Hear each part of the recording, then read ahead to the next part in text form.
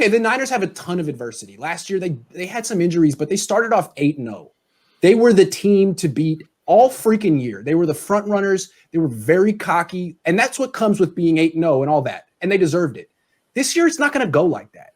They were 0-1. They could be 1-2 after this week. Doesn't mean the season's over, but they're going to have to sort of play from behind. Chiefs did it last year. There's something to be said for that. You're a little under the radar. You build some toughness. You deal with adversity, and then you're ready to take on whatever comes your way later in the year. Is it possible that this is actually what the Niners needed in 2020, and it could make them stronger for the stretch run? It's not what they needed, obviously. It's not what they needed. But it really depends on how those guys come back. If those guys that are injured come back and they're healthy and they're able to play at the level they're used to playing at, then it can definitely be something that's going to help them because their depth has a lot more experience, more time on the field. Yep. But it really depends on those starters, how they come back, because we haven't really seen the starters on the 49ers when they come back from injury play very well right out the gate. Good point. That would be. That's a good consideration. Yeah. Yeah, they can either take these injuries and come back stronger if they do come healthy, or it can end up being like what happened to the Warriors this season, where just every single guy gets hurt, and then eventually you can't field a competitive team. But I think the 49ers are much.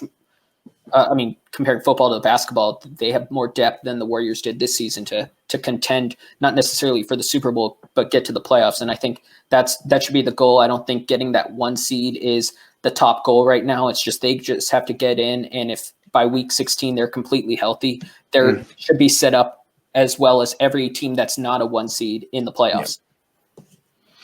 No, this isn't what they needed. They didn't need a bunch of players to get injured. If there's any time for your players to get injured, do it at the beginning when your schedule looks the weakest before this Jets game, over the next 3 to 4 weeks.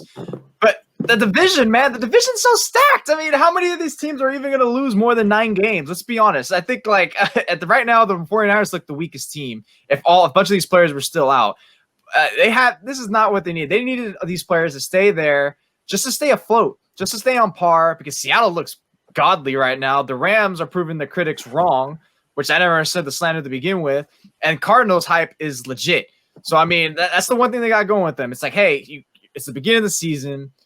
You're playing against weaker talent. And other than Bosa and Thomas, which is not like Thomas was a key player to begin with, but other than Bosa, everyone's going to come back within a few weeks. That's the perfect time everyone will come back, and then hitting your stride against those stronger opponents, and then iron sharpens iron at that point, and then hopefully they're able to make a run, because that's their best chance right now. Hopefully those players come back and they don't get re-injured, because that's a huge thing. Because some of these players get re-injured again, then it's going to be very shaky, like how Matt said, when everyone starts dropping like flies and it's hard to become competitive. Obviously they didn't need to have these injuries, but they're not playing an NFC West team for a few weeks. They have the easiest stretch of their schedule right now. If they can beat the Giants and the Eagles and the Dolphins without Jimmy Garoppolo, if they can win these games, 3 winnable games against 3 teams that probably aren't going anywhere. If they can win these games with Nick Mullins, without Richard Sherman, without Nick Bosa, D Ford, I mean, that's an incredible confidence builder.